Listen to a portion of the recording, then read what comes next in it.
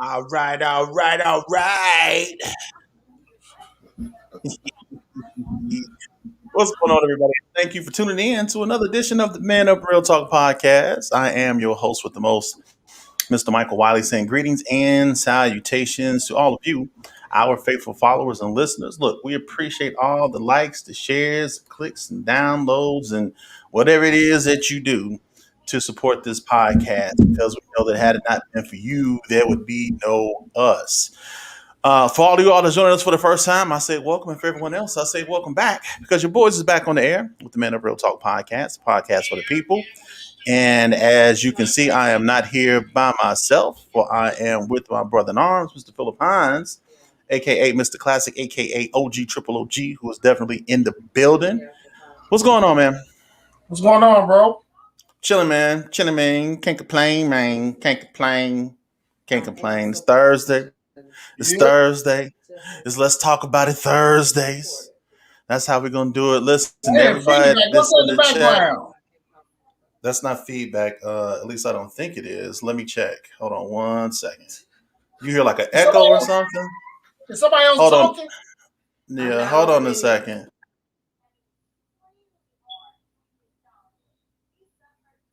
I will. Hello, do you hear that? Facebook. You still here? I hear Cam. That's who you hear talking in the background. So yeah, I thought you might have heard like an echo or some distortion or something like that. Yeah, you know what, Tim? If you ever look at the post that say, "Hey, we going live," you would know these things. But I appreciate you hanging out with us, man. We're trying to do Tuesdays and Thursdays. You know, Tuesdays is more of the interview centric guest type show, and then on Thursdays is a little bit more laid back, where we just talk about a little bit of everything, and it's just stuff that's going on. So, if y'all didn't know, that's the MO that we're doing right now. So Tuesdays are our more guest centric, interview type shows, and then Thursdays that's when we just talk about a little bit of everything. It's a little bit more laid back, a little bit more chill, a little more easy, a little more breezy. Y'all know how we do it. But please go subscribe to our YouTube page. This dude. Man, I can't read. Already, Tim. I promise you, man. I love it. Well, now you know. So now you know. Listen, everybody, I appreciate y'all. Don't forget to go and subscribe to our YouTube channel. It's at ManUp Real Talk on YouTube. That's ManUp Real Talk on YouTube. You can't miss it. Just type it in and you'll see that little head that's with the M on his face. That's us. And you'll see me and Phil's big heads up there too. So you can't miss it. It is right there. And just go ahead and and subscribe. And hit that notification button so you'll know that when we on, y'all can go ahead and catch us in action. Real big shout out to all of our guests that we had on this month, man. Yes. I just want to appreciate every last one of them. Thank all of you all. Miss Dumas with All About Us Tours, Miss Jathella from A&O Money Management. Chef Ken from House of Love, and our guest on Tuesday evening, Mr. Golden, Alfred Golden of Golden Label Studios. Man, look, all of them shows was great, man. I appreciated every last one of them that came on. All of them had some knowledge and some jewels that they dropped. And what's so dope, it inspired us that we said, you know what? Instead of just ending the celebration of Black entrepreneurs, we're just going to continue to keep the celebration going all this year. Yep. So every month we are going to feature a Black entrepreneur. I already got a guest lined up for next month. So that's going to I'm gonna let you know about also. Yeah, definitely let me know, man. So if you know some people, some people that have their own business or some budding or some people that's just starting out, man, look, let us know and put us in contact and let's give them a little time so they can talk about what they're doing. Next week, Eddie Phillips is going to be joining us Tuesday actually. What's up, nephew? I see you, man. He's going to be joining us this Tuesday on the 2nd. And we're going to be talking about the N-word. That should be interesting. I'm actually waiting for that one. That's going to be good. And then on the second week of March, I'm going to have a teacher from not a teacher but a principal from Learn Charter School, and he's going to be on, and he's going to be talking about we're going to be talking about the e-learning situation. Is it as bad as people say it is, or is it just or has it just brought to the forefront some problems that school has always had, and now What's going on? yeah, so now it's just kind of coming to the forefront. So we got that, and then on the third week of Mike, March, hold on, Mike. yeah. We've been real serious this last couple of months with our subjects. What, you thought this was a game? I mean, it just shows how the growth in us, though. That's all I'm saying, man. I ain't bragging or nothing, but the Lord gave me a direction to go in, and that's what I'm doing. That's what we doing. Yeah, we're trying to get some things going, man. I told you, we're trying to get sponsorship. We trying to get. So please subscribe to our YouTube page. Please go subscribe to it, please. Yeah, definitely hit the YouTube page. And yes, I'm doing a little bit better, Sister Sibby. Yeah, definitely. We celebrating all year, Sister Sibby. All year we're gonna celebrate. So we're definitely gonna do that. Trying to see if there's anything else before we continue on. I think that's it that I can remember. So look, man, I want to talk about a couple of things on today. The big thing in the news now is Tiger Woods. And he had an accident about a day or so ago. Prayers up to you, bro. Yeah, man, it was a really bad accident from what I understand. At first it wasn't. A lot of people didn't know the severity of it, and because it was like, yeah, he's cool, he's all right. But then, as time goes on, you realize just how serious it was. Yes. After further investigation, he was not drunk, he wasn't high or anything like that. It was just an accident. He could have been driving a little fast. Who knows what happened? But it wasn't anything that was induced. He wasn't under the influence or anything like that. He just had an accident, and really bad one. And they said his legs was really messed up, man. To the point where it was like bone protruding through the skin and everything. So it's going to be a long road to recovery for him. And, and you pound that on top of the fact that it just seemed like he just recently made a comeback from injuries with his back and everything, and it's just like, man, I don't know if he's gonna catch. I don't know if he's gonna catch Jack Nicklaus, man. He's not gonna catch Jack now, because there's a possibility that man might not play golf again. Yeah, and I hate to say that. I hope that God cover them all, but there's a good chance that his golfing career is over. Yeah, I don't think. Well, you know what? I'm going to stop doing that, because people get on me because we often forget the power of our words, right? Yeah. And I'm already speaking an ending to his career. So I'm going to look, if it's for him to recover, and if it's in the Lord's will for him to recover, then he'll recover. Not only will he recover, but he'll continue to win. So you know what I'm saying? So I just want to speak. That sounds a whole lot better, because it is. Yeah. You speak a thing to existence, Absolutely. So it can be a sport sometimes. Yeah, so I wanted to just kind of, celebrate him a little bit today, man, because we get so kind of wrapped up in this race thing, and I know Tiger went on record and he was just like, listen, if I'm right, like Chris Zorich of the Bears, and he was like, listen, I know if I claim my black side, then I'm kind of denouncing my mom, and I don't want to do that, and I know a lot of times that makes it easier for him, or it made it easier for him, but love him or hate him for that reason, you gotta, you still gotta respect the man for what he did and for what he has accomplished thus far in the game of golf. When you look at golf as a whole, golf was predominantly, and actually still is, a predominantly white game. But what Tiger did, he opened the game up to black folks.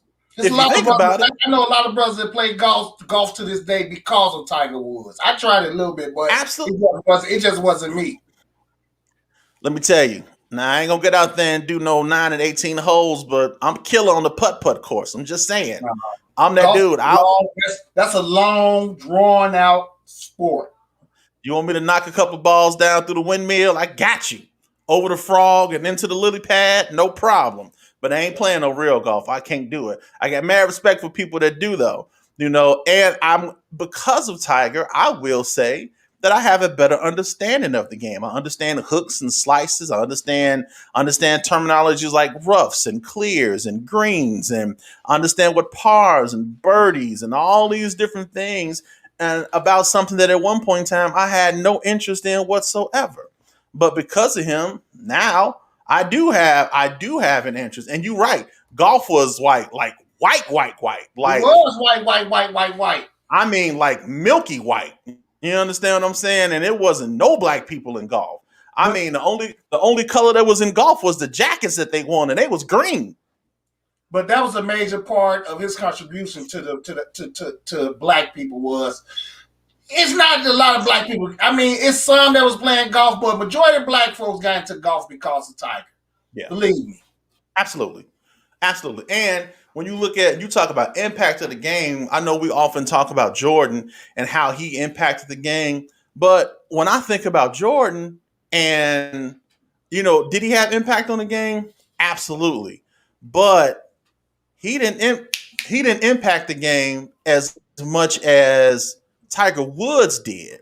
Now, he had impact in terms of how people viewed the players and how a player could become not only a name but a brand, and he had impact in the sport in that way, and how you go about your business in the league. But Tiger had like legit impact in Man, sports. this guy was the number one golf, number one player in golf for like over 10 years straight. He was the number one player in golf. That's how much impact he had in that sport. Cause nobody beat him. Everybody was Nobody. Tiger. It was one No, point, and it's a lot of golfers now. I'm sorry not to cut you off, Mike, but no, you good. Go ahead. there's a lot of golfers that talk about that when Tiger was on decline. They were talking about how Tiger would scare them. Yeah. He was that's the impact he had because he was so powerful. He was just beating them so bad that he actually scared his opponents. Look, man, this dude, when you have to change how a course is set up because of a player, Thank you. that's impact. Because he was clearing the greens. Tiger had such a powerful drive that he was hitting over 300 yards. Mhm. And some of the greens wasn't even 300. They had to do what they call Tiger proofing the course. Yep. They had to change a lot of the courses because of him. Because nobody beat him, Mike. Could nobody beat him? He was dope, man. And then you look at that, and even today, people talk about how he, as a player, the impact that he has on the game. Because if you think about it, there's a different crowd when Tiger is playing. It's a whole different feel when Tiger is playing. It was like the crowd is different, the feel is different, and it's just like the audience who's watching it at home. It's different than when he's not playing. When he made that comeback a couple of years ago and he won that Masters, dude, that was one of the highest. When you talk about ratings, that was one of the highest rated sports events that was on that year. But when Mike, he came back, another thing, Mike, we loved him, but look. Everybody else loved him too. Everybody loved Tiger Woods. I still appreciate him, man. I ain't gonna front and make it seem like I don't like him because he don't claim his Could just stop man, it. The man made mistakes in his life, and exactly. No one's perfect. Man, he made some mistakes, and he's a famous person, and his mistakes just got the public was able to see it. But other than that, they got the best of him. The man, hey, I know he black, but the man want to call himself colonization or whatever he is. Go have to it, man. Your mama is Vietnamese, or I think she's Korean or she's Vietnamese or either one. But one of them, I don't know. Yeah, she's of Vietnamese descent. So I understand that's that. So I really didn't get mad when he was saying it because that was his mama. You know what I'm saying? Right, so right. That man want to respect his mama too. So I didn't get mad about that. But I know you, Black Tiger. But other than that, I just prayers up to the brother, man. It's all good. I just want to read off. I just want to read this off. This is just some. This is just some of his records, right? Now, Tiger Woods has won 82 official. He's won 82 official PGA tours. He tied with Sam Snead, who also won 82, and he's 9 ahead of Jack Nicklaus, who won 73. He's won 15 majors, which is he's actually won 15, which is second behind Jack Nicklaus, which is 18. You like 3 behind, right? He's 3 behind him. Yeah. He was 14-1 when he went into the final round of the major when he at least shared of the lead. His scoring average in 2000 is the lowest in PGA Tour history, both adjusted and unadjusted. He has the lowest career scoring history in PGA Tour history. He has amassed the most career earnings of any PGA Tour history player. He is one of 5 players to have won all 4 professional major championships in his career, known as a career Grand Slam, and he was the youngest to do so. He was the only player to have won all 4 professional major championships in a row, accomplishing this feat in 2000 and 2001 season, which at the time when he won it, it became known as the Tiger Slam. He set the all-time PGA Tour record for most consecutive cuts made with 142. That means he's made 142 consecutive cuts. Dude was a monster, Mike. He was a monster. That streak started in 1998, and he set the record at 2000. He set the record at the 2003 Tour Championships with 114, passing Brian Nelson, who had the previous record of 113, and Jack Nicklaus, who had the previous record of 105, and he eventually extended it to 142. He's won a record of 22.8%. That's 82 out of 359 of his professional starts in PGA Tour, and he is the only golfer to have won the U.S. Amateur 3 consecutive times. Mm-hmm. Now, that's just some of his accomplishments. That's not to mention that he was Player of the Year 11 times. He was PGA Tour Player of the Year. He's been PGA Tour Player of the Year at least 11 times. He has PGA Tour Money Leader record 10 times. He's won the Vardon Trophy winner a record of 9 times. He's been the recipient of the Brian Nelson Award a record of 9 times. I mean, we talk about Serena Williams and how she dominates the sports of tennis. I mean, this dude was doing stuff that nobody else was doing and has come close to doing in golf besides Jack Nicklaus. And even with Nicklaus, he still is beating him in a lot of the records that he held. The only thing he hasn't beat Jack Nicklaus in was the majors. And had he accomplished that, Tiger Woods would be the most accomplished golfer in history. That's why the toss-up will always be him and Jack. Yeah, it's going to always be between him and that conversation. Yes, sir. Look, if you don't mention Tiger Woods when you talk about golfing, something wrong with you, or you racist. But one of the two. But one thing I give them people their credit though. They do mention his greatness. They do. Oh yeah. They mention his greatness. Yeah, absolutely. That man, look here. Oh yeah. That man. And I'm gonna say this: he took an L with his ex-wife and still was straight. Look, and even though he lost some of them sponsors, don't think that he ain't still getting paid. Man, listen, man. Come on, man.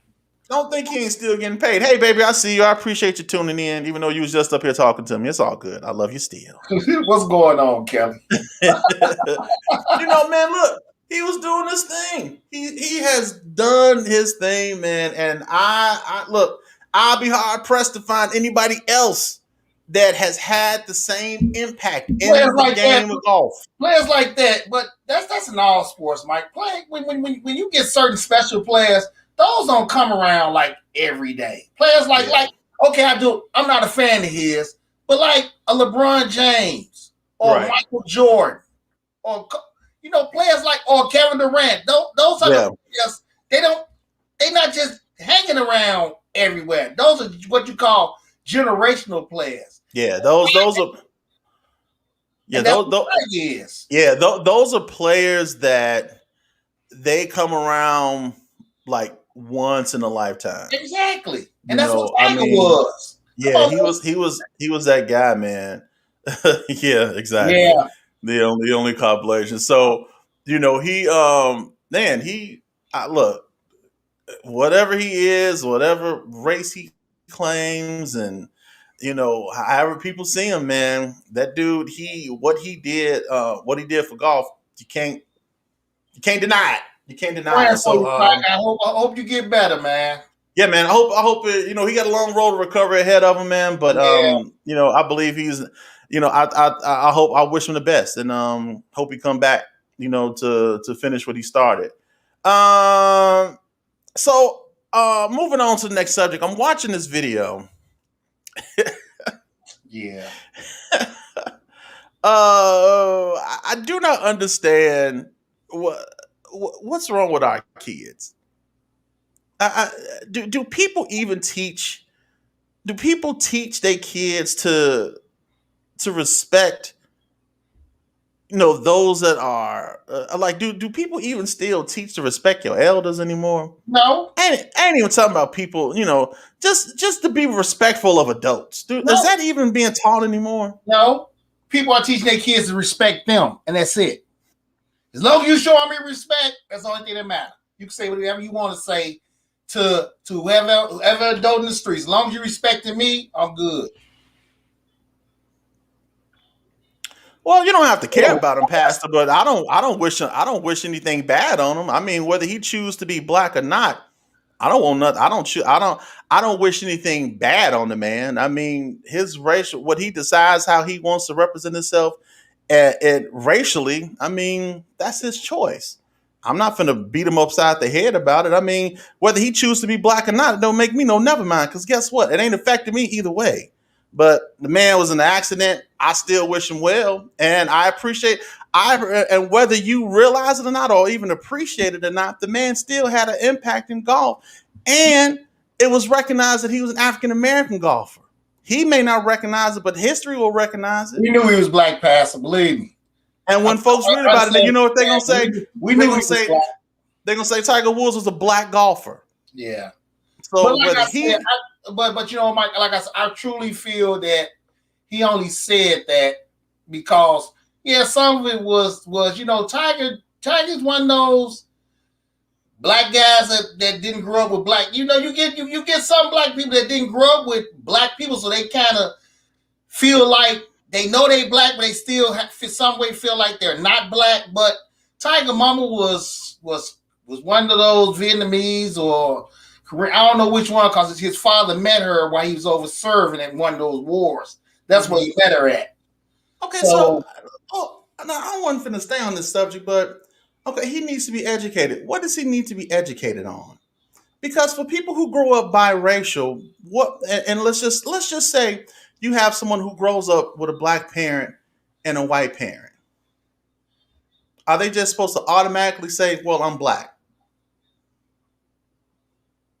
Is that what they just supposed to automatically claim?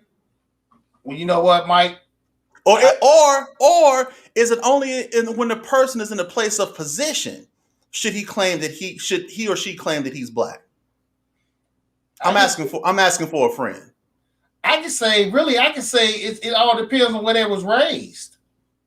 Seriously, because I have known a lot of biracial kids that grew up around me, so they looked at themselves as being black. But you got some biracial kids that probably grew up on a white side, and they probably look at themselves as being white. So, it goes both ways. It can come down to where they was raised and who they was raised around.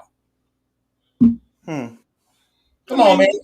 You got that biracial brother in the hood that's blacker than you, but hair straight and curlier than you. They become black when they get in trouble. I don't wish him bad either. I don't wish about him. I'm saving my wishes for black. But you seem to be investing a lot of time in talking about whether he's black or not. And all I'm saying is that in this particular subject, his race don't matter to me. Yeah. It really don't. It never did, because I knew that when they looked at him, they saw him as black. It's just like Barack. It's just like, hold on. It's just like Barack Obama. We claim him.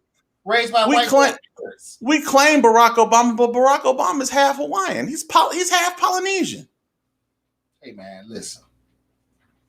Got a white mama, white granddaddy, and a white grandmama who's raised up, but he black. But that's the way they do biracial kids. They gonna let you know you're a nigga. Yeah, I Get know. in trouble. Get in trouble. I know. And then The the white people gonna let you know that you're a nigga, and then the black people gonna let you know that you ain't black enough. Ain't that something? Yeah. So where you supposed to go? What you supposed to do? But like I said, sometimes it depends on where they was raised, man. Like I said, Barack Obama claimed us, and he ain't did nothing for us. But we ain't finna even go into that. We ain't even finna go into that discussion because I don't want Phil to get upset. I don't want Phil to get mad. Barack Obama is a black man. His daddy was a Nigerian. I'm not trying to hear what y'all talking about old Beezy. And I know Tiger, yeah, but I'm not gonna. I'm praying for you, Tiger. That's all I can say right now. I can't worry about his blackness, man. Because if I was in an automobile like that, I wouldn't want nobody to be worried about am I black enough. Just pray for me that I get well. So, man, look, I'm gonna leave that alone. Is my doctor black? I'm not sure. Look, is my doctor any good? Yeah, man. Can he help me? I'm gonna leave that alone. I'm leave that alone. I'm praying for you, Tiger. Look, y'all. Let me tell you something. I already. You know what, Mike? We have to realize that a lot of people did take that a certain way, man, because it really was like you was denying your blackness, and we looking at you with this big black daddy. I'm not saying that people didn't take it a certain way, but it's like my whole thing is that I have to look at things objectively. I have to. Because all my life I've only looked at things one way. And that didn't work for me. You understand what I'm saying? So now when I look at things just a little bit differently. Now, I'm not saying that a person is right or wrong what they believe, because you can believe whatever it is that you want to believe. But that don't stop me from looking at things a different way. I'm not saying what I'm saying is right. All I'm saying is that it don't matter. That particular thing, when I look at it, is not a big deal for me. It's just like I'm going to just ignore a person because he doesn't want to claim that he's black. No, I don't care about Tiger because he's not black. How many black people don't care about you when they are black? Yeah, that's all I'm saying. I'm praying for you, Tiger. That's all. I can understand people feeling certain. It's a lot. It's a lot of black people right now that claim to be black and could care less about black people. Yeah, I told you that, man. It's a lot of bright boys walking around here, man. It's a lot of them. So that's all I'm saying.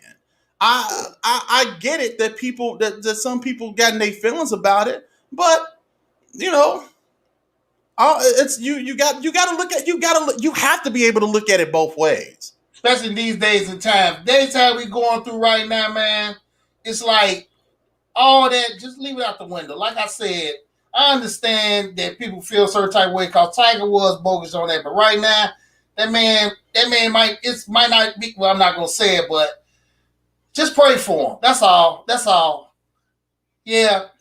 He was tripping, y'all. I get you past. He was tripping. He was, but right now, all that man needs now is praying.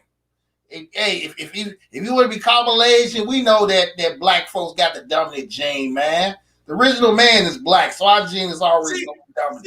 Like statements like this, Tiger Woods would probably pray for the white guy in your vehicle and say, "Let the chips fall where they may." What gives you that indication that he would be like that?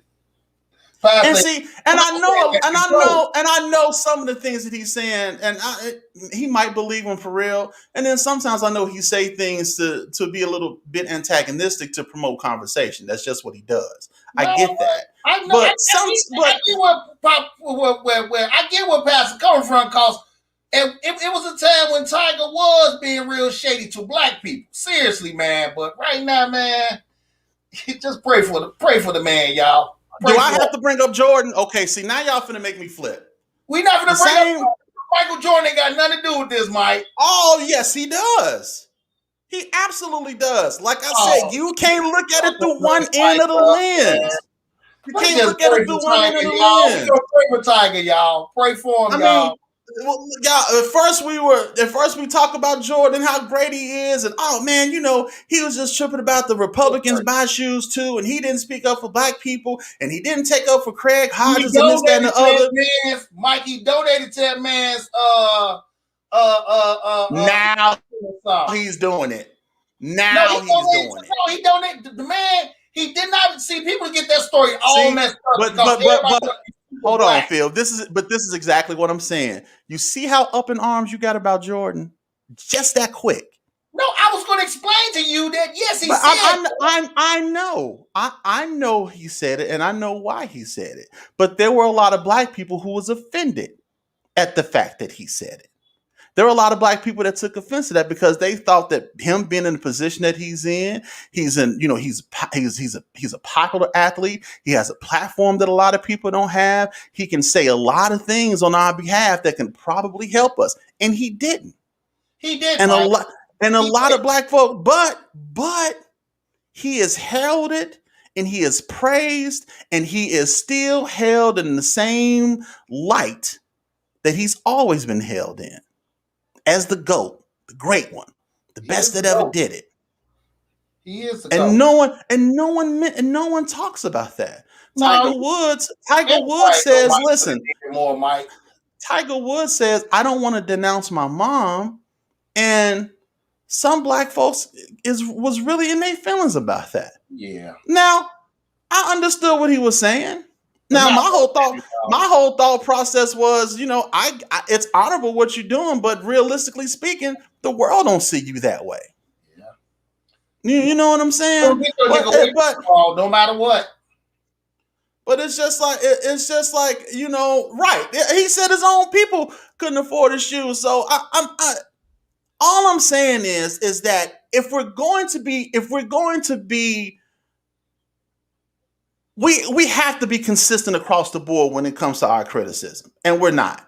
We pick and choose who we want to complain about. Get that education because he selects white women. He hangs with white people, and he openly and publicly indicated that he didn't want to be labeled as black. If he doesn't want to be associated with me and my race, I can live with that. So he is in distress now. Did we pray for the white woman that was shot at the Capitol trying to break in and stop legislation from counting the votes? Oh, I'm sure some people did. You didn't pray for it. You, as a matter of fact, you said, hey, she got shot because she was committing a crime. Oh, well. I can understand both sides. I can understand your side, and I can understand that side. All I'm saying is that... But right now, let's pray for Tiger, y'all. That's all I'm saying. All I'm saying is feel the way you want to feel. Yeah, let's pray for him, y'all. That's all. Use the same measurement of criticism for everybody. Yeah, that's all I'm saying. And that's what I do. If I'm gonna criticize one person for one thing, I'm not gonna sit up there and let it fly with somebody else just because he's black. But Mike, you would not bring up Michael Jeffrey Jordan. Man, forget Michael Jeffrey Jordan. He gonna sit up there and use his whole government. She put herself in distress. I mean, she was in distress. Look, just pray, y'all. Just pray, y'all. That's all. I get what Pastor's saying because Tiger was talking real greasy, but right now, man, and in these days and times, man, everybody need prayer, man. And right now, we can't be picking and choosing holding grudges, man. That's not what God wants us to do. And if you say you want to walk right and live right, then right now you have to do things that right. And the right thing to do is just pray for that brother. We know he was a black man. So just pray for him. That's all. We ain't got to go back and forth about it and none of that. Just pray for the brother. That man needs more. He needs prayer more than anything. Yeah, I mean, look. I pray for whoever. I pray for whoever. It's plenty of. It's white. I pray for white people. I mean, I'm praying for Father Flager. I hope whatever's going on with him is okay. Should I not pray for him because he's white? And I know he helped black people, and that's great. That's fine. But I'm just saying, I don't know why. To me,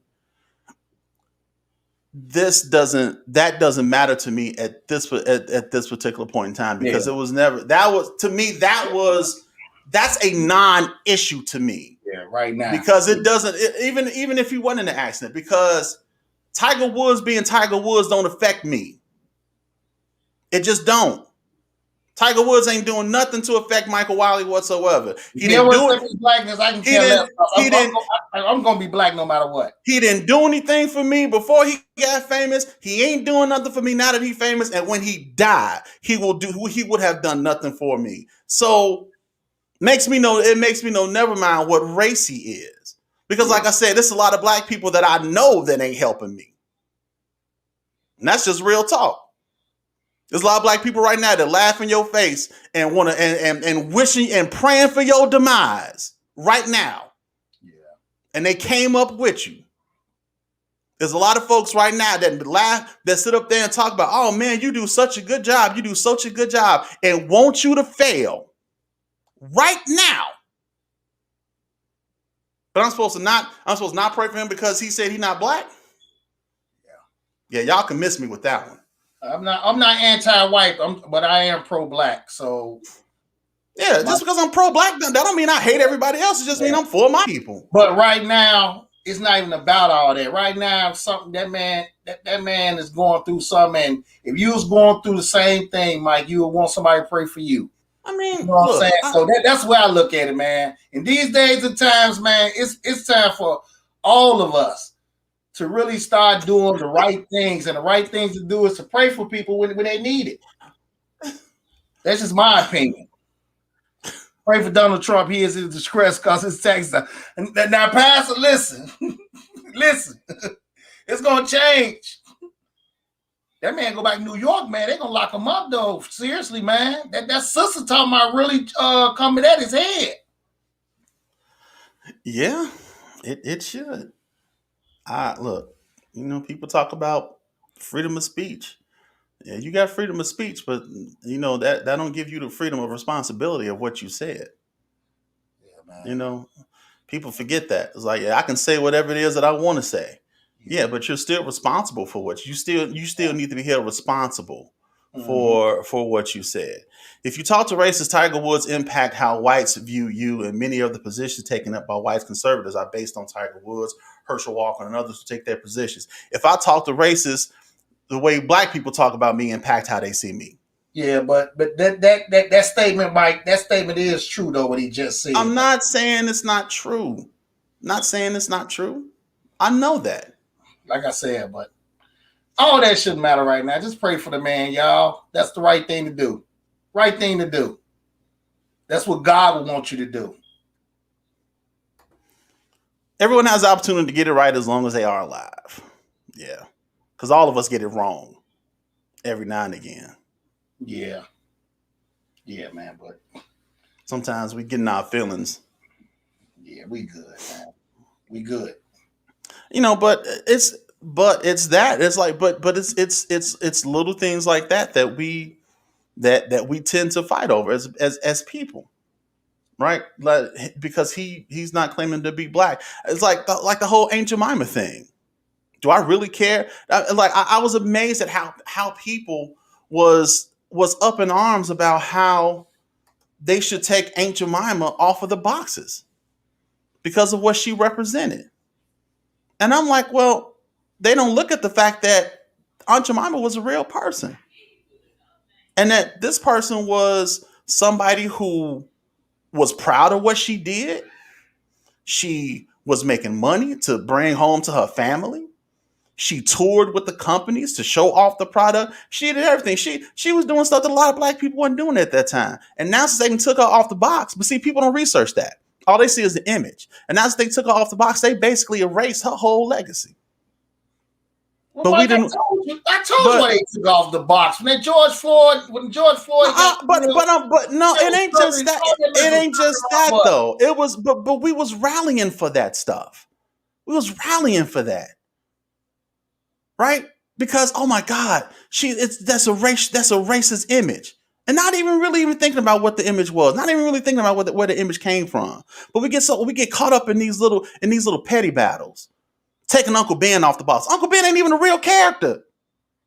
Yeah, but and what's the man gonna do? All he know is rice. Yeah, I told you what they did there, man. Everybody's covering that. You ain't have to tell me that. I already knew why they did it. It was just more or less to appease people. That's all it was. To appease people. It didn't change nothing. It changed absolutely nothing. That's Mike, why I was sitting up here. Can I ask you a question? Have you noticed that all that Black Lives Matter, all that stuff are died down with all these companies and all this stuff? Have you noticed that it's kind of dying down now? It's died down with us too.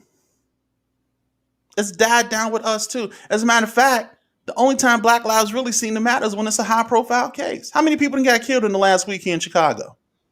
When was the last protest you saw? Yeah, it was the last protest. Yeah. Like for real.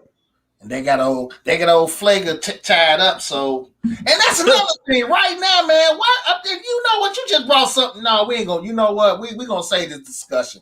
We gonna say this because I don't even get started on it. No, I just thought about it by you saying. I just thought about something. So me, you gonna talk about it? She is so silly. I said all Uncle Ben knows is rice. She talking about some yellow rice, faux cheese.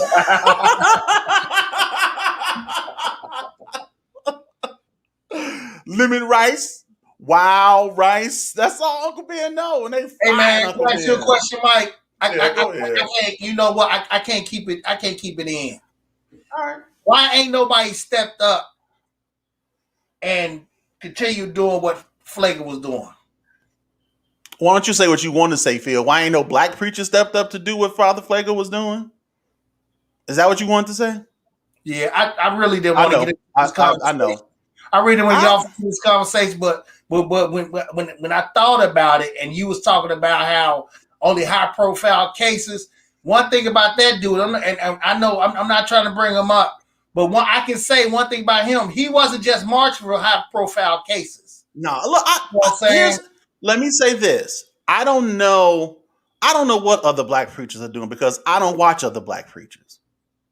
I just know that no one has technically, no one has like announced that they were that they were stepping forward. I mean, I look at it like this: if it was somebody to fill that void, Father Flager probably wouldn't be doing what he was doing, and he probably wouldn't be doing what he's doing now because it would have already been somebody there that was doing that job. All right, Mike Cam Newton. That's a whole nother show by itself. So yeah, so we're not gonna go off.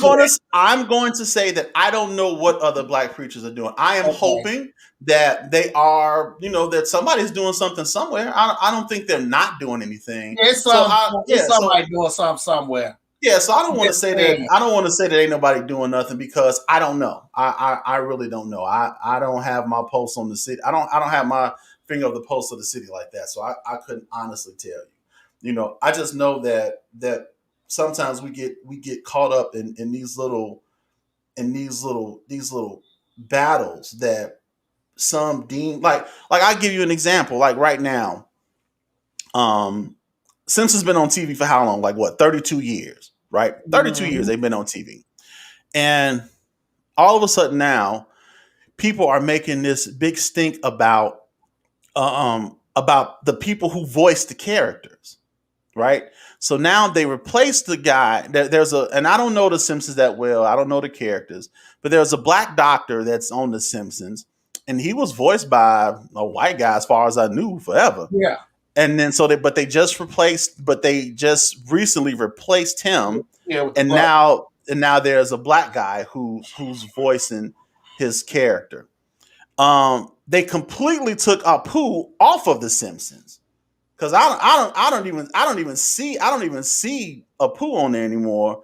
People are saying, yeah, they did. I saw that on the news the other day. It was like, look, either charge him or you let him go. Archdiocese is they slipping, but like they took Apu off of the Simpsons. And for those of y'all don't know who Apu is, he was the Indian dude with the quickie shop. Yeah, who owned the Quickie Mart. Listen, as stereotypical as those characters were, you can't deny that when you go to a Dunkin' Donuts, when you go to a gas station, when you go to one of them little marts like that, who is behind the counter? Habib them. It's Apu or some dude named Patel or something like that. That's who's there. Yep. They either Pakistan, Indian, or regular Arab. Yeah. No, and I listen, I 100% agree with this. If he did what he was accused of doing, he should be prosecuted to the full extent of the law. I ain't got no problem with that. He absolutely should be, as everybody should be. If you get caught doing something you ain't supposed to be doing, and if it's unlawful, you should be prosecuted to the full extent of the law. But they took Apu off because people said that he was too stereotypical. I'm like, y'all don't understand, but we see them in the neighborhood all the time. But you gotta remember who's writing this stuff, Mike.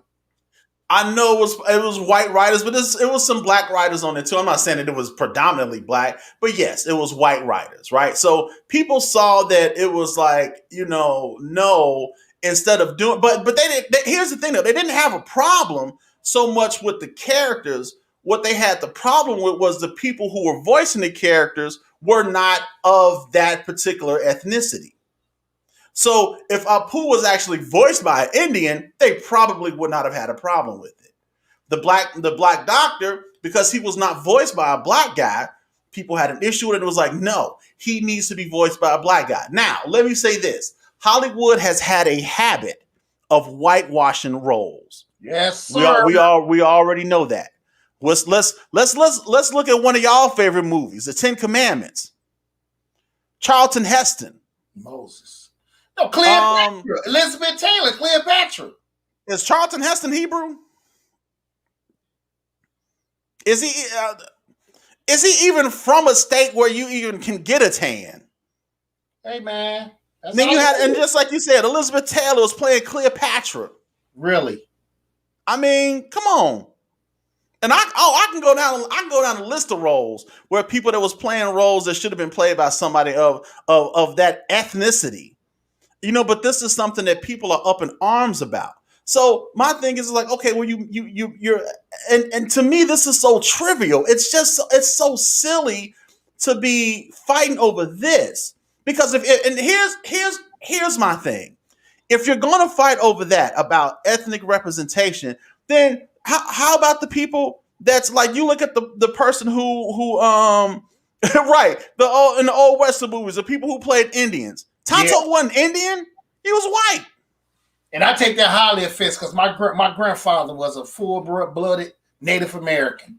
Scarlett Johansson, she played Black Widow in the Avengers. Black Widow is Russian.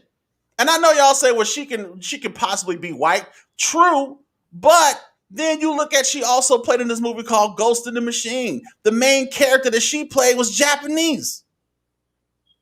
This girl, Scarlett Johansson, is the whitest white girl that I know. There's so many movies Who is Scarlett Johansson? You don't know who Scarlett Johansson is, Phil. Me and you got issues already. But my point is that Hollywood has a history of whitewashing roles, right? Yeah. But and it's been going on for years. But it's like these little things, like are we really, really mad because the black goofy doctor on The Simpsons ain't voiced by a black guy? Well, I don't watch The Simpsons like that. I know The Simpsons because they've been on for like 1,000 years. I don't watch The Simpsons. I thought the dude was funny. He was always funny when I saw him. that dude, he cracked me up every time because he just didn't know what he was doing. There was one time when I think Homer had a tumor or something, and he said, "Well, how did you find out?" He was like, "Well, how did you miss it the first time?" He said, "Well, when we take the X-rays off, I hold my thumb right here, and when I lifted my thumb, there it was." I'm like, "What?" Little stupid stuff like that. It was funny. I'm not looking for like representation and stuff like that. That's the furthest thing from my mind. It is the furthest thing. Now, I do believe in representation. I do believe in, if you're doing movies and if you're doing stuff like that, I would love to see us represented in a different light, and other than the roles that they normally have for us. Absolutely. But stuff like that, it's just like, why are we wasting our energy on this? Why? And some people are really diehard about that. And my thing is, if you're gonna be diehard about that, then what about gender representation? Because Bart Simpson is voiced by a woman, and he's been voiced by a woman ever since the show has been out. Oh, really? Yes. Bart ain't never aged. He's been 9 years for 30 some. He's been 9 years old for 30 some years. Yeah, Bart. Or however old Bart about is. 50 by now. How come ain't nobody talking about, hey, you need to have a young boy to voice Bart? I don't hear nobody complain about that. If this is a real issue, let's go a step further. Why y'all celebrate Tyler Perry playing a woman? He couldn't find a woman to play that part? Mike, we're not gonna go down this road, Mike. I'm just saying. I'm just saying. Okay. If we look at some of the things that we complain about and some of the things that we fight about, you want all black, everybody can be voiced by black people. But you know what that says, in all honesty, you know what that says? That says that we really, really need to be more proactive in creating our own. Because you know what I love? I love the Boondocks. Because the Boondocks was straight up. If you've never seen the Boondocks, please watch the. If you want black everything, watch the Boondocks. Now I don't know yet, Pastor, but he might not be able to handle. He might have to get that. A little bit, Pastor. I'm gonna tell you that right now. But he might have to looking for, Pastor. That black that you looking for is in the Boondocks. You might have to get the edited version of it, but my goodness, the Boondocks is as black as you can get. I promise you it is. You really want some black stuff, Pastor? Yes. Look, and they hilarious too, man. Boondocks was a good one. Every time I think of the Boondocks, I think of that Catcher Freeman episode. Uncle Ruckus, oh my God. Pastor would love Uncle Ruckus. Yeah, Pastor would love Uncle Ruckus. Pastor would love Uncle Ruckus because he is the ultimate coon and don't even realize it. He was like, well, praise white Jesus, Robert. Praise white Jesus. Oh, white. What did he tell the old boy when remember the part with the hurricane Sergeant Container was there? He said, I got my violin, I only play sad songs. It ain't the white man fault you niggas didn't know it was raining in the hurricane. He said, have y'all here $3, now y'all want 300,000. No, when the guy was possessed and they called him to do the exorcism, he said, listen, I just praise white Jesus that you called me Robert. He said the niggatry is real in this house. He said, in order to cast the nigga spirit out of here, you got to get things that the nigga fears. A rope, a noose. Boom. He was like a job application. I'm like, really, dude? Boondocks was good. Like I said, Pastor, that black you asking for, now your ears might hurt a little bit, Pastor. They're gonna hurt. It's gonna hurt a little bit, but it's hilarious. That blackity black that you looking for, you gonna get it all into the Boondocks. Because you know what's so dope, and that's who the pastor. You know who the pastor would love? Huey. Yeah, Pastor love Huey. Pastor would love Huey, man. Huey was my favorite character though. Oh yeah, because I hated the young one. He irritated my soul. But I really think Pastor would get a kick out of Uncle Ruckus. Yeah. Oh yeah. I think Pastor would laugh like a big dog off Uncle Ruckus. Yeah, because Uncle Ruckus was just that dude. He was he was that guy that just be like, wow, are you really that racist against your own people and don't realize it? And he really was. He said he had Villagro, the same thing Michael Jackson had. Remember? It was in reverse. He was a white man, but his was in reverse. Remember? When they showed the thing where he got adopted by the white parent and then he thought Oh my God. Yeah. So if black is what you're looking for, I promise you will find it in the Boondocks. You will find that black that you're looking for, Pastor. But like I said, yes, Lord. Them ears. Worry about them ears, but it ain't the white man fault. You niggas don't know there's water in the hurricane. He said, y'all had $3. Now y'all niggas want 300,000. Yo, Uncle Ruckus had some of the most quotable lines in that show, man. I promise you he did. Now y'all lazy niggas waiting on that. He said maybe he should pass up on the Boondocks. Yeah, guys.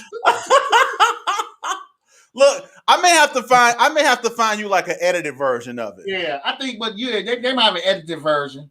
But no, or Pastor just see the one about the Hurricane Katrina. That's the one Pastor only need to see it. He needs to see how Uncle Ruckus talk to y'all lazy niggas wait for a famous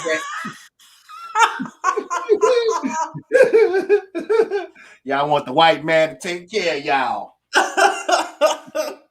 Yeah, we'll have to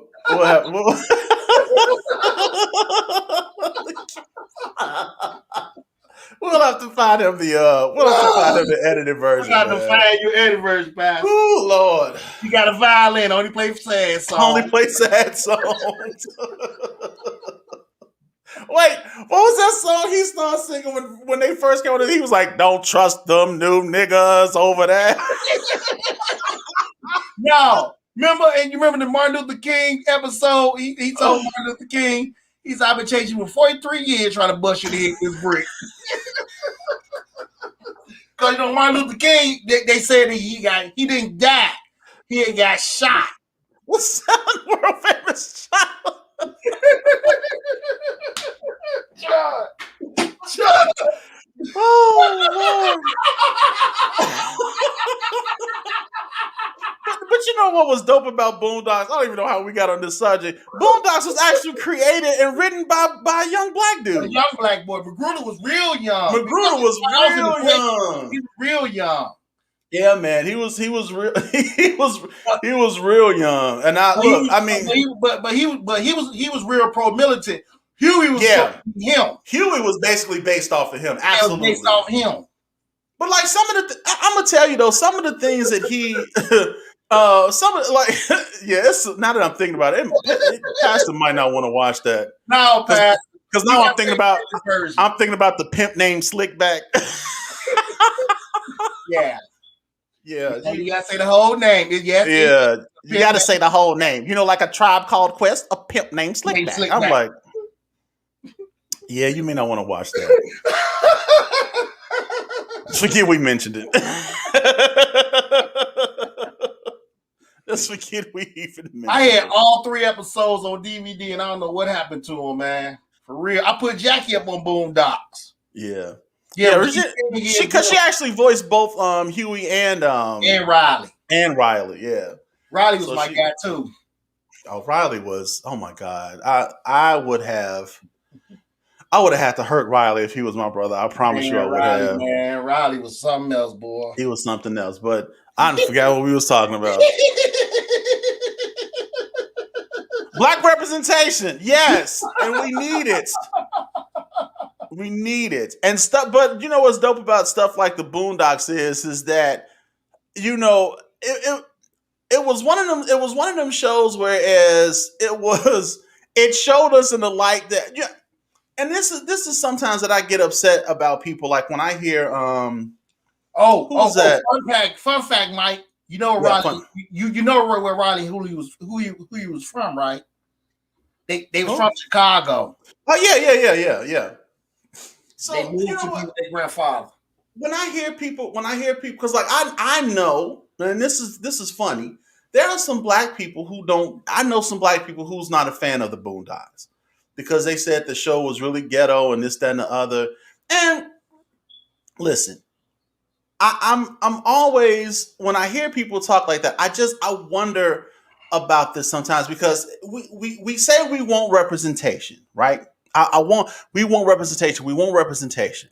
And then when we're in the movies, it's like, well, we got to play more than thugs. We got to play more than this. We got to play more than that. I totally get all of that. I remember, what's my man's name? Are You Black Enough? Dr. Boyce Watkins? Yeah. I remember when Tiffany Haddish was really coming up and he did this whole thing on her. And he dragged Tiffany Haddish for about 20, 30 minutes.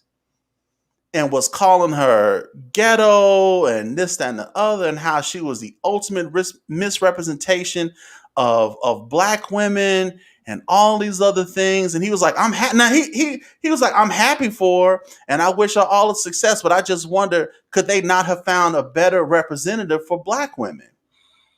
And so that really kind of struck me. I'm like, well, why would he say something like that? But there's a lot of black people. There's a lot of black people that feel that way. Like, oh, you ghetto and this, that, and the other. And why they got to show that? Like, listen, if you want representation, you got to understand that those things, that ghetto aspect is part. That's part of us. It's unfortunately, people, it's just the truth. It's part of us. Because you know what? For me to disregard Tiffany Haddish or to say I don't want to see Tiffany Haddish, that's like saying I don't want to see my aunties. I don't want to see my sister. I don't want to see my cousins, because I promise you that all of us know somebody like that. And that's exactly what I was about to say. That's why I don't like when they say that. You know, I know it. Probably everybody's watching know somebody. She reads that you know a female like that. You know somebody like that. You know a female like that. So that's why I don't like when they try to say things are ghetto, because there's a doughboy from Boys in the Hood and somebody hood. There's a doughboy in somebody hood. Absolutely. I mean, there's an old dog in somebody's hood. You know what I'm saying? You know, I mean, it just happens that sometimes, like that's why they try to do it with the even with the blaxploitation movies. Let's be real. Back in the 70s, pimping was going on. Hey man, pimping was. Pimping was the thing. Movies like Superfly or the Mac or something like that. But you can't say that, oh, that's ghetto, because in some areas, pimping is going on. Look, my thing is this. I'm not saying that it should be glorified, but it's part of who we are. It's part of it's part of life. It's part of who we are. It's part of some of our upbringing. I may not be able to relate to it, but somebody can. Somebody can relate to that pimping lifestyle. Somebody can. Somebody can relate to all of that pimp talk. Look, man, I'm like John Stockton in this game. I just be doing no look passes and dishing off holes, and I'm like, I can't relate to that. Mike, I'm just saying. But Mike, listen, me and both of us, we part of the crack generation. No, I didn't do crack. No, you're not. You know what, Mike? I didn't do crack, Phil. You know exactly what I'm trying to say. I didn't do crack neither, Negro. But you know what I mean. Crack was being sold when we was coming up. Yes. So you're gonna have. So if there's a movie about people selling drugs or something, and somebody got a problem with it, you really can't say that. Just like when we was talking about these different hood movies. Yeah. You had Boys in the Hood, then you had Friday. Boys in the Hood, yeah, but Friday showed you that they do have good days in the hood. You can't just sit on your porch and get high and then get crazy where you think that somebody talking to you or something. It happens. Absolutely. It happens. I think for us to disregard that is really us not being fully represented, because those stories exist. And there is something that we can get from those stories. And this is why I tell everybody, like, you may not realize it and you may not think it, but movies like that, and movies like Superfly and The Mac and Boys in the Hood and all of these other movies that some people may look at as ghetto or unnecessary. It's a necessity to them. It's part of our lives. Because it's part of who we are. Mm-hmm. Like Jeff Foxworthy became a millionaire. All this after redneck. Once he acknowledged and embraced the fact that he was a hillbilly, he came up and he blew up. And nobody said nothing about him. And do you think the white folk? Well, some white people probably complain. I'm sure some rich white people somewhere talking about some stupid hillbilly. Yeah, but they let you know they had a problem with it. Right. You know, so I remember they asked Spike Lee why he didn't show the pimps, prostitutes, etc., and do the right thing.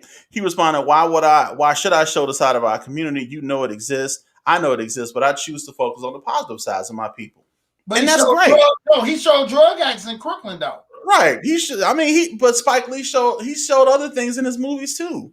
You know, Mhm. so I mean, and that's fine. But that's still not to say there's not a place for them.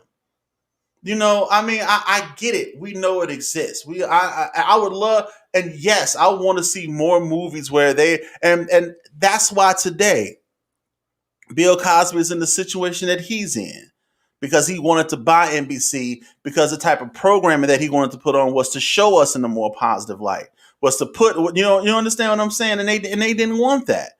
That's why I'm all for us creating stories that's going to show us differently than how we are normally shown. But on the other side of the flip side of that coin, I don't mind those stories if we're the ones telling the story because we're going to tell it how it really is. We're not just going to show us, oh, he's just a killer, he's a murderer, he's a rapist.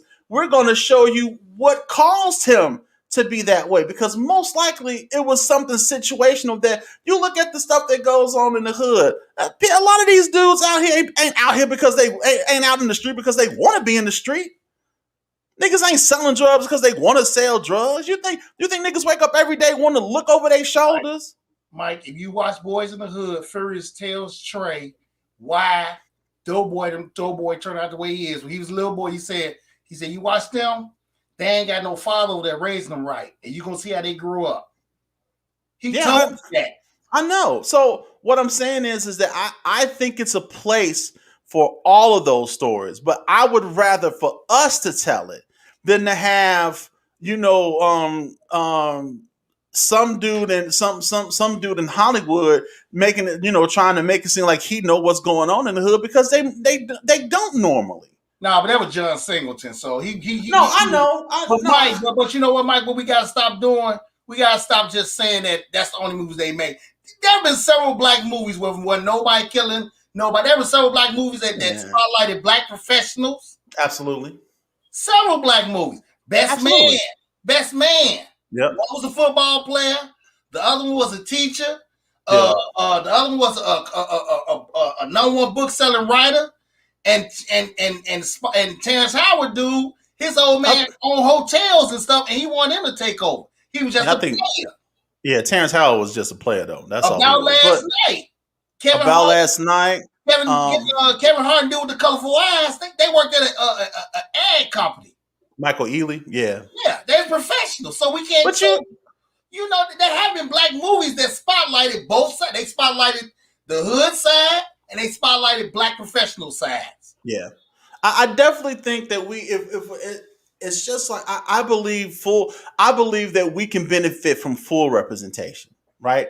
I believe, look, as harsh as it is, yes, the pimps and all of that stuff was a part of our life, and we know it exists. And some we don't.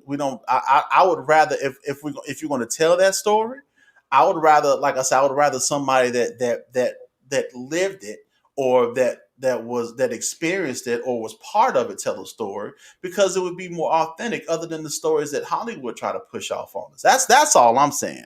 But wins wins the Oscar for best movie. The who? Right. I mean, right. That's The Godfather, Goodfellas, about the Italian mafia. All these movies, they can make movies all day about killing and everything else, and it's like, oh my God, that's great. Look at this masterpiece. Mike, what movie role is Al Pacino really? Baby Kids. Look, that was a biography too. I mean, that was full representation. I still know some Baby Kids. Everybody knows some Baby Kids, but Mike, everybody knows some Baby Kids. Let me ask you a question. What role is Al Pacino famously known for? Scarface. Thank you. And what was Scarface? Scarface was a Colombian gangster, if I'm not mistaken. Yeah, drug dealer. He was a straight drug dealer. He was Cuban. He hated Colombians. Cuban, that's what he was. I knew he was one of them. Yeah. Hey, man. And I love that movie too. I'm sorry.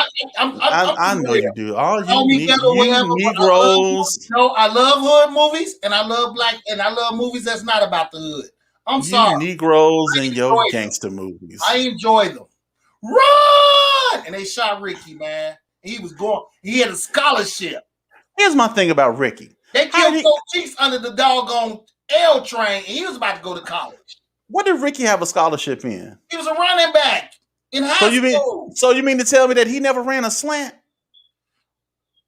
You ignorant, man. I'm just saying. Ricky had a scholarship for playing football. Ricky shouldn't have been scratching. He would have saw them dudes if he would have been. Ricky obviously never ran a slant route because he ran straight. I'm like, nigga, zag, do something. He just kept running straight. Dude put that gauge out. Wow. Man, I was like, look, I'm talking, come on, man. 35 and Ticket was another one that was a good one. They was black professionals. Wasn't nobody selling no drugs in that movie. No, but they have some great, like that movie that I talked about a few weeks ago. See You Yesterday, with the young black kids who made the time machine because her brother got killed, and she made the time machine to go back and try to prevent that from happening. That movie was excellent. Me and Gabriel and Kennedy, we sat here and watched it. And we was like, wow, that was actually really good. And I mean, there's movies like that. There is a full there is a full scope of movies that show black movies. There's a full scope of black movies that show us in all different types of lights. All different types of lights. And it's because all of those type of lights exist in our life. They just do. White movies are the same. Now the only difference is that Hollywood have the tendency of producing more movies that show white people in a more heroic role. They're always more often than not the protagonist than they are the antagonist. And I get that because they control that. So yes, it is upon us to create more opportunities for ourselves and for writers and for directors to be able to present those type of stories. That's why, although I had some issues with Judas and the Black Messiah, I still believe the movie needs to be there. We absolutely need to have those type of movies. Anything anything that has some historic value to them, we need those movies. Even if they're flawed, we need them. Yeah, but I just you understand what I'm saying? I just don't like when everybody try to make it like the only movies black people make are shoot bang bang drug dealer gang bang movies, and that's not. Nephew, don't start that, nephew. Come on, man. That boy was on the way. He had passed his AC. He had passed, man. Mom, open up the letter. He had passed. Y'all please don't make fun of that, man. Man, nephew said Ricky forgot his route. Man, that nigga shouldn't be. Look, that nigga shouldn't have been scratching it. Whatever he was scratching off, he should have been doing it. He was scratching off a lottery ticket. A lot of people didn't like Precious. They said it hit too close to home. Yeah, Precious was not. Precious. No, Precious was just a little bit too deep, though, dude. But it's true though. It told a story. But that movie was no. You know what I'm saying? I saw it once and never watched it again, like Fruitvale Station. I saw Fruitvale Station. Fruitvale Station. I can't even watch. I watched it once. I can't watch it again. Now, I can't watch that movie, man. That boy saying, man, you shot me, bro. Yeah. You said that land on the ground. I was done with that. I took it straight off. Yeah, I watched that once. I said I can't watch Fruitvale. I can't watch Fruitvale Station. Can't watch that. It's one of the movies I'm like Precious. I can't. No, I wouldn't recommend it to anybody. Yeah, when I watched the other night, I watched Queen and Slim. Have you seen that? Is that movie good? Because I want to watch it. Yes, dude. It's and one of the movies. Or something. They running from the law. No, they're running from the law because what happened is this young man, without giving away a whole lot of the plot. The whole reason why they're running is because the guy, he killed a police officer. But he killed the police officer in self-defense. And so instead of them calling it in and reporting that such, because you already know the environment that we're living in, are they really going to believe that it was self-defense? Stop, Mike. Don't say nothing else. I want to watch that. Yeah, man. That was real.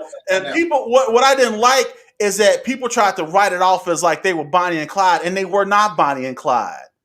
Bonnie and Clyde were committing crimes. That's not what these people. And I hated that. They was like, yeah, this is like a modern day Bonnie and Clyde. No, it's not. It's nothing like Bonnie and Clyde. But I enjoyed it thoroughly. I'm gonna watch it tonight. Like I said, I'm gonna be bedridden for the next couple of days, so I'm gonna be watching me a lot of movies. Yeah, man. So it was good for real, John. If you get a chance to check it out, definitely check out Queen and Slim. If you haven't seen it, it's actually what is it on? I believe it's on HBO. Yeah. Okay. I believe it is because Bokeem Woodbine is in it. And he's the girl uncle. I enjoyed him in the movie, man. I like Bokeem. Say less. Please don't give it away. I want to see it now. Yeah, Bokeem, my dude, though. What? Yeah, man, Mike. Let me tell you. And she the one who started me on Greenleaf. Listen, man, started me on Greenleaf, and I end up loving Greenleaf, and she didn't even watch it. Greenleaf is excellent. Greenleaf was a good show. Absolutely. A lot of church people didn't like Greenleaf because it was truthful in a whole lot of instances. It was true. I'm telling you, man. Bishop First Lady used to get turned. Man, I'm telling you, Green. I enjoyed Greenleaf. It was another church show that was on that somebody that people was watching. That was I think it was Greenleaf on. Was a good show, Mike. Yeah, Greenleaf was awesome. Show. I don't know what Jackie talking about. She on something personal. I'll be all right, nephew. I'm gonna lay up. I'm resting my body so I can get back right for next week. So I'm be straight. Yeah, he got him some Tiger Bomb and we ain't gonna talk about that, Mike. We ain't gonna talk fifth, nigga. What's wrong with letting me cuss on here, man? Phil got him a fifth of hen and some Bengay. He gonna be all right. But Greenleaf was a good show though. Greenleaf was excellent. Your wife tripping, man. I thought Greenleaf was she dope. started me on it. Let's watch Greenleaf. And she fell right out of she didn't want to see it no more. Probably because you started enjoying it. You know how women are. Yeah, man. I put it on record on DVR. That's how I see it. Man, look. I'm telling you, man, it was really good. But look, we done rambled on enough, man. I don't even know how we even got on Greenleaf. No, get on Cam and Ungrateful Bastard. Look, all I'm saying is this. In regards to the Cam thing, if you all don't know, there was an instance that happened this past week where Cam does a football camp. He hosts a football camp for kids. A football camp. Just think about that.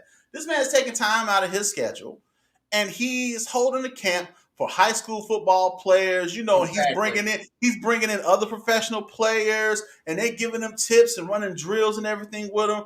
This man he's been in the NFL for 10 years. He was MVP, Super Bowl. He played in the Super Bowl. So he is where they are aspiring to be.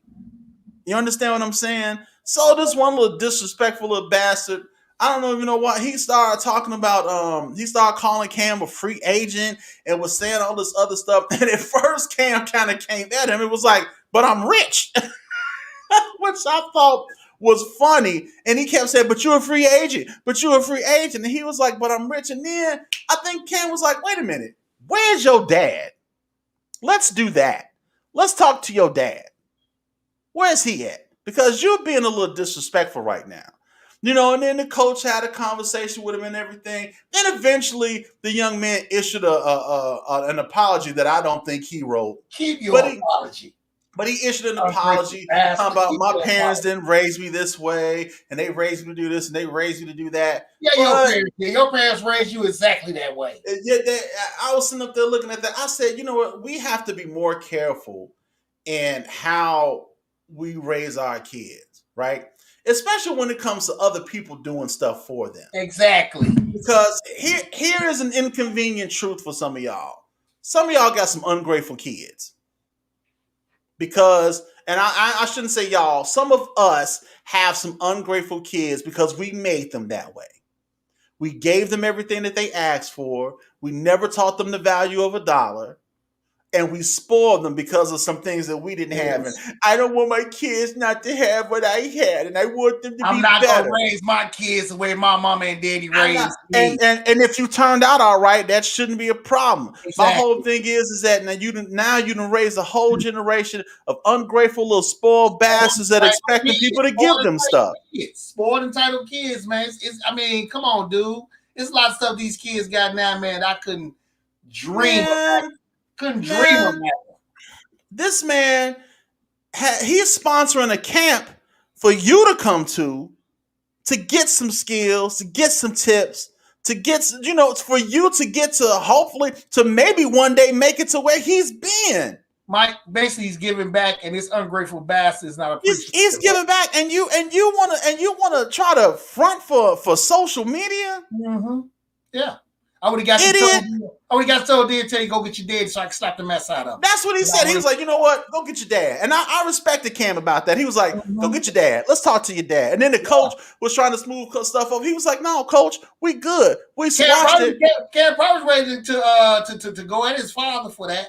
Yeah, but he was like, I'm just trying to figure out what prompted him to say that, because I didn't say anything to him. So what was it that caused the young man to come at me like that? Well, you're not being raised expecting one, but me, they're not going to see the parents. Like I said earlier, parents in my generation, because these are my generation kids. Talk on it, man. We are raising our kids to only respect me and your mother, only respect me and your father. I don't care what you say to anybody else outside this house. As long as you're respecting us that take care of you, that's all that matters. And you got all these kids like this. This man is giving back. And then how much we complain about how black athletes don't do nothing for the community. You got somebody that do this Cam does this every year since he been in NFL. Now I'm giving back and I got to deal with this ungrateful bastard with this little slick mouth. Then go get your daddy. Let me holler at your old man so I can tell him how messed up a job he did with you. And I'm waiting for him to say something to me so I can knock him in his mouth. Here's my biggest the biggest issue that I have is that we have created these monsters. Exactly. We created them, and now, and unfortunately, because you created them, you have to be the one to kill it. And now I'm saying this from personal experience. Now, my son, let me tell you a little bit something about my son. Now, I have two wonderful kids. No, I ain't saying that to be saying it. I mean, my boys are legit.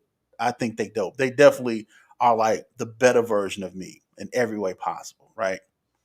But my oldest, bless his heart, he's a little spoiled because he was the firstborn. So you know what I'm saying? He gets, he's a little bit on the spoiled side.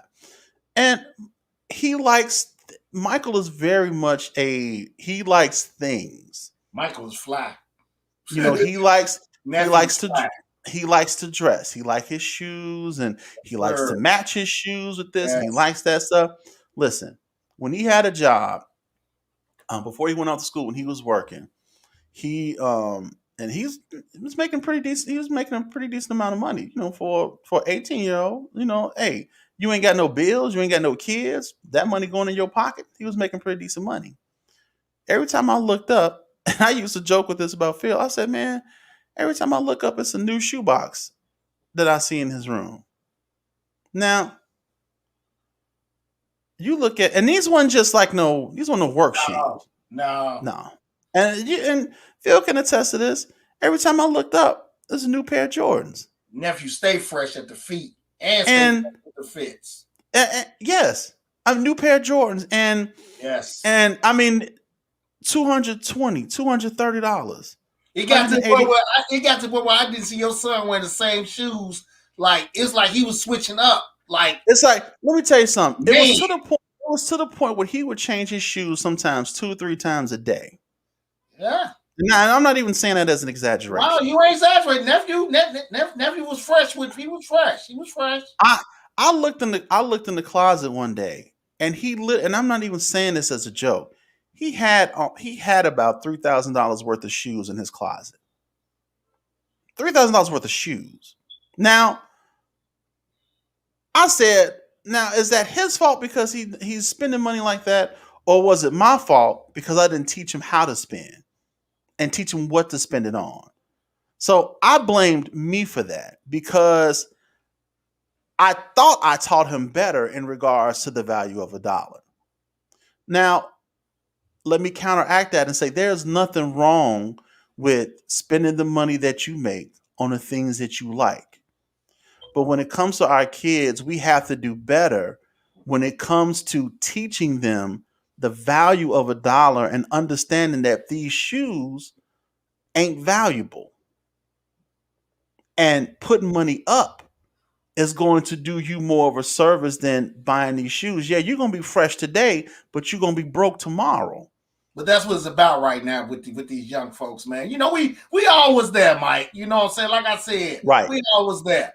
And we were. I used to And so spend my whole McDonald's checks on a pair of Jordans and 2 pairs of Jabos jeans. And I absolutely understand that, and I didn't kill him for it. Understand that I didn't kill him for him, but he like, do be fresh though, Mike. He do. Be yeah. fresh. I mean, and then he was like, "Well, I want a car." I said, "Well, we was looking at a car." He said, "This is $1,500." He's like, "You think your mom can help me buy it?" And so, you know what I did? I opened his closet. Mike. I said, "How many pairs of these shoes would have bought that car?" Really, Dad? Yes, really. And I believe, and I can see you doing that too. I can exactly see you doing that to him.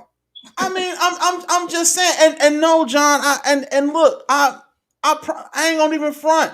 We got 2 Xboxes, we got a Switch, and I don't know, and I don't even know what else we got because see, I'm a gamer, and that's what I spend my money on. But even in that, I still had to. I had to, even when I was coming up, and I had to learn how to be better with spending my money.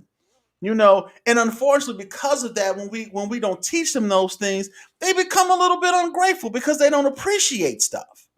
And so we have to be able to teach them to appreciate the things that they have, appreciate how they acquired those things. Because once we do that, they would appreciate it when other people give them stuff. You understand what I'm saying? And they're not just expecting people to give. And I think that's what it was with this young man. He probably was giving everything. And so him going to that camp, he didn't see that going to that camp as a privilege. He probably thought, yeah, Cam's supposed to get back. Cam's supposed to do that. Cam is supposed to do this. No, he's not. This man is taking time out of his schedule. The other professionals that are here to talk to you are taking time out of their schedule to do this camp that you probably didn't pay for. And if you did, you know what I'm saying? It's still Cam been doing that camps ever since he's been in the league. Right. He's been doing that camp for a while. All I'm saying is that we as parents have to do a better job with our kids and teaching them how to be appreciative. Because the one thing we can get, now as parents, we're going to give them everything they ask for. We're going to try to give them we try our best to give them everything. We often sacrifice the things that we need in order to give our kids what they want. But we still have to teach them to be not only appreciative, but to understand the sacrifice that went into you getting this thing. Because here's the harsh reality. When they get out into the world ain't giving them nothing. That's why I love my mama. I used to think I had the meanest mother in the world, man. No. But one thing my mother always said is, I can give you the world. And guess what? As soon as you get mad at me, first thing you're going to say is, you ain't never did nothing for me.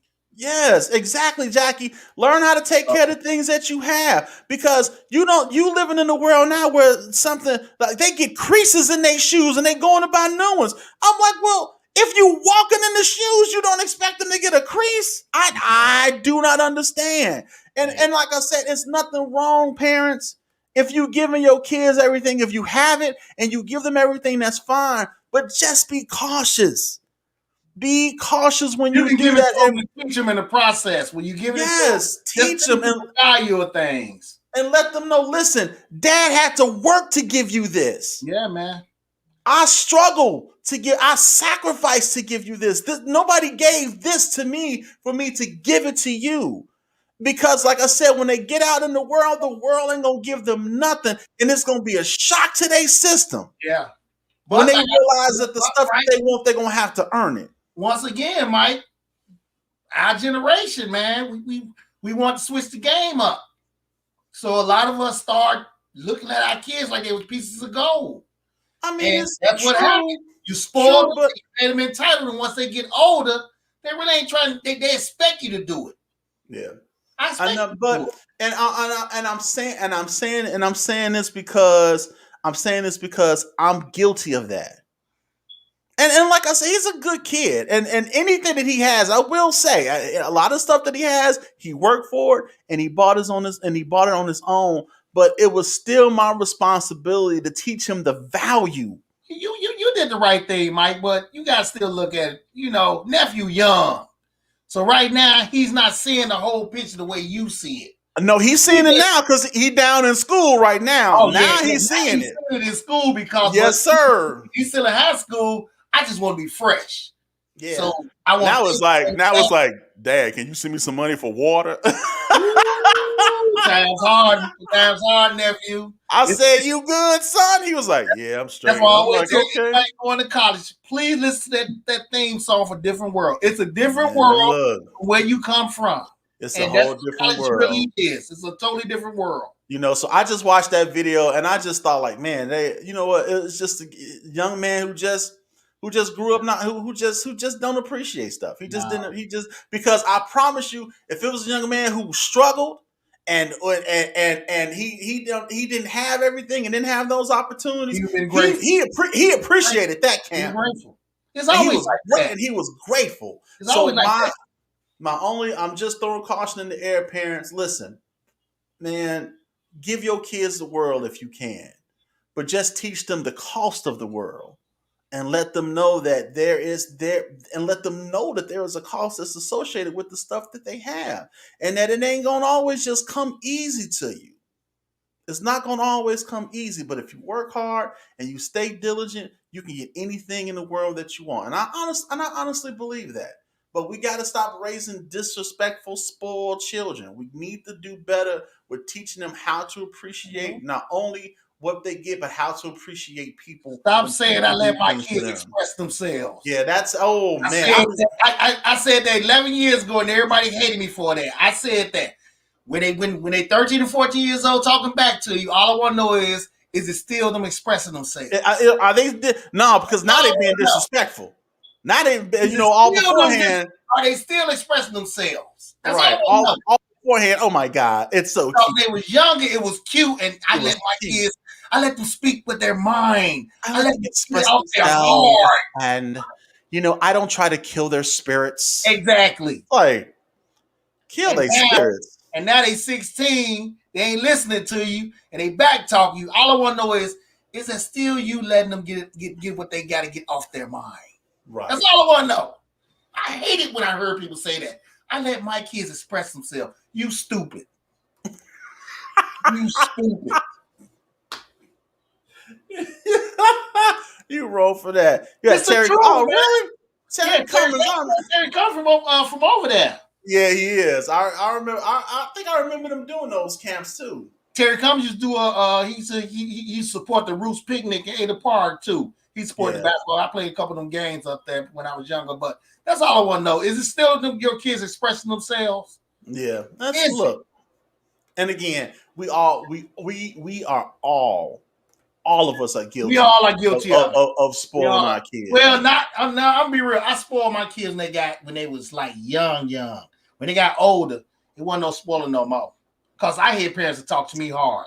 Well, you know what I meant, Phil. All of us spoiled our kids, and some of us still do. No. I ain't gonna say you, but some of you mamas out there. That's my baby, my baby. Yeah, that's my baby. And I'd be like, ugh.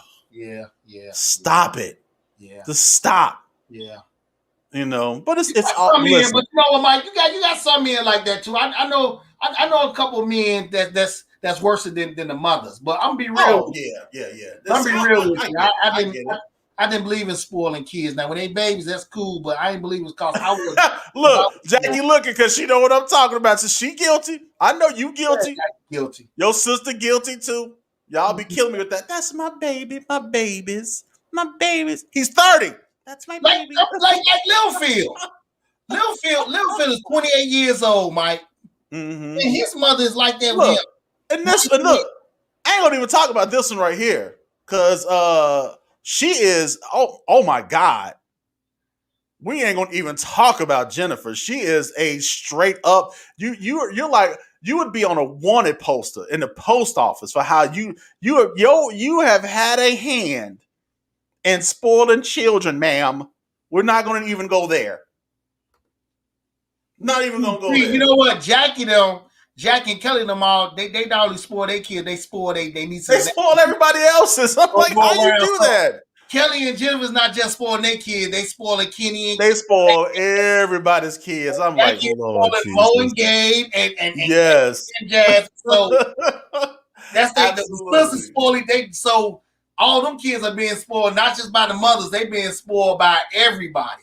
Everybody. It's a system of spoiling. That's what it is. Pop said that. Pop saw me. I spoiled my girls. Yeah, he told me. He said, look, I spoiled my girls. I said, I know. He told me I spoiled my girls. I spoiled my grandkids. I spoiled my grandkids too. I can't That's my fault. I said, I know. Pop to let you know that off bat. He'll tell you off the bat, man. He'll tell you off the bat. You know, but look, and that's all it is, y'all. But look, it's nothing. Here's the cool thing about it is, as long as you're still alive, you can get it right. Right? That's the awesome thing about it. All of us can learn to do a little bit better. You know, and the dope thing about it is when you know to do better, just do better. Exactly one though. That's all it is, man. And I think once we adopt that mentality, man, look, we'll be all right. But that's why I always say, Mike, that before we can start looking at other people's houses, we really have to clean our house up first. Gotta start looking at ourselves. We gotta do a lot of cleaning. Can't be throwing rocks in the glass house. That's all I'm saying.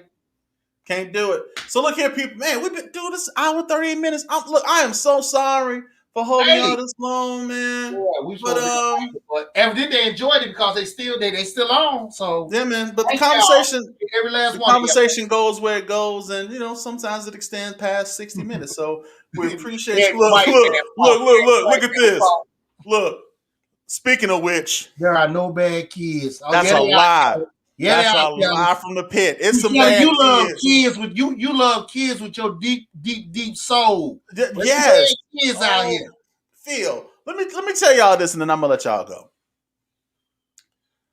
Do you know that I don't think there was ever a time when me and Kelly got married where we did not have kids with us, and I'm not talking about ours. I'm talking about just kids in general. Yeah. Every time I looked up, it was somebody was calling her Auntie Kelly. She was a godmother. We always had kids with us. Mm-hmm. Every weekend, it was kids over there. Dude, the weekends Kelly love kids like that. She want to get a little bad behind.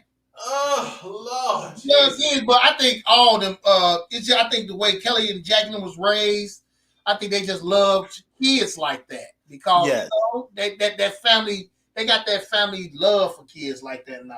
I ain't got but you know what though? I'm gonna tell you, I will say this. Her love for kids kind of rubbed off on me a little bit. Now, I still can't stand too many of them in one room because I start itching. But say that, Mike. That's but I will say that at one point in time, my tolerance level was probably 0 for kids. Having my own and then actually living with her helped that to increase because you know what it did? It gave me a better understanding of kids. You know what I mean? And then also what it did, it taught me to kind of look at myself. I was like, man, I was probably the same way. And I think, and you know what, parents, let me say this. If we were to look at a lot of the situations with our kids like that, and not with our parental ego. And y'all know what I'm saying about parental ego, that I'm right because I'm right thing. Or I'm right because I said so. I'm right because I'm dad or I'm mom or whatever. Because that's we parents, we have an ego about being right. But if we were to honestly look at some of the things that your kids do, and then think about what you did when you was that age. Hey, I always say that. I always say Lil Phil was payback for the things I did to my mom. Yeah, and I mean, I think that's what helped. That's what helped me and Kelly with the boys. We didn't go upside their head every time they did something because some things we were just like, he's 12. He's a boy. Yeah, Mike. But sometimes you got to get. But sometimes I think don't get me wrong. Discipline got took out the house, man. I think that was a big part also why these kids. Oh yeah. Don't get me wrong. Like I hung Michael out the window. Mike, you can't be hanging no kids out no doggone window now, Mike. That's not we were in. That's not discipline, Mike. Do you know when we was on Ashland? I don't know what the window for. I don't know what happened because Mike was getting, he was trying to puff up, and I must have snatched him and put him out the window and told him, "Listen, dude, I pulled a Bill Cosby. I said, nigga, I will drop you out this window and I'll make another one just like you." Let's scratch. We ain't gonna say that. Okay. All right. Look, I'm just saying. Look, I don't know what he thought. Look, he had it all twisted. I'm like, dude, do you know I came up on NWA? Dude, I threw Littlefield down some steps when but all boys, because we did it. All boys when they get like 13, all them dudes need to be checked every now and then. I'm telling you now, as a father, you absolutely. That. I threw Phil down some steps when he used to try to do that. Look, one time I threw him down some steps and I ain't have to worry about it ever again. Don't play me. Don't let the cane fool you. I will listen. I'll be boys, but you know what? That's like a rites of passage for fathers and the boys. I think every dad and their son go through that. Sometimes you just gotta check them and put them in their place. There's no such thing as a perfect raised son, Mike. Man, every little boy that starts smelling themselves around 13 or 14, because we start smelling ourselves around 13. My father y'all heard the story. My father busted my nose because I didn't want to go to Aldi's for my mama. Told you the story. You should have went to Aldi's. He busted my nose. Guess what? I was sitting at Aldi's on 108th. It used to be 108th and Halsted. I was sitting at Aldi's for one can of tomato paste with a bloody nose. Can I get some tomato paste, please? Oh man, listen, I told my mama, I ain't trying to go no store. She told my old man didn't say nothing. He just walked up to you, was like, dip. Ugh. He just walked up. She told him what happened. He walked up to me and bah! I was in Aldi's with a bloody nose, with a 26 cent, with 26 cents tomato. With a quarter and a penny. That's why I already know the vibes. This was Aldi's first popped off. So they crowded. So you spend them lines for like hours. My mama wanted me to go for one can of tomato paste that was 26 cents. Dude, you should have just got that tomato paste and just called it ketchup, because just got it over with. You busted my nose, and I knew that, hey, that's the king. I can just see you in the line right now. Cause I was tall. I was like 6. I was 6 foot by the time I was 13. So I was telling myself. Oh, he should have clocked you. Look, you better be lucky that's all he did. Man, my old man, he be dead in my nose that one good time. And after that, that's king right there. It's good stuff, man. Listen, on throne. I love y'all. Like, for real. I don't even say it just to be saying it, just because I'm used to saying it. But I appreciate each and every one of y'all whenever y'all decide to hang out with us, man, whenever we do these things. Because I know you don't have to do it. As Jay-Z once said, you could have been anywhere else in the world, but you're here with us, and I appreciate that. That's right. Because you really can be doing something else instead of watching us, but you're here watching us and supporting this podcast, and I really, really do appreciate it. Oh wow, John said his mom pulled a gun on him. Hey, real talk, I was actually beat with a liver once. That's why to this day I don't eat liver. I was in the kitchen with my mom. For real. I was in the kitchen with my mom. And you know my mom. My mom is I was in the kitchen with my mom, and she and I don't even remember what I said. All I remember was being slapped in the face with a raw liver. Being smart at the mouth. And it was just like it was like a full, like it was the weight of her hand behind it when she hit me with it. And you know what she did? She put that liver back in the flour and put it in the skillet. Yeah. I had to go to the bathroom and wash that stuff off my face and the taste out of my mouth. And to this day, I do not eat liver whatsoever. Anyway, I'm going to end it on that story again. Thank y'all so much, y'all. Thank y'all so much.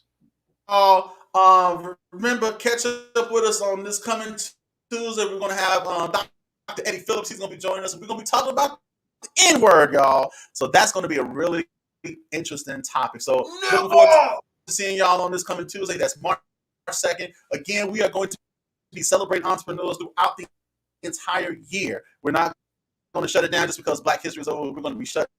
We're going to be featuring Black entrepreneurs. John, we need to talk to you.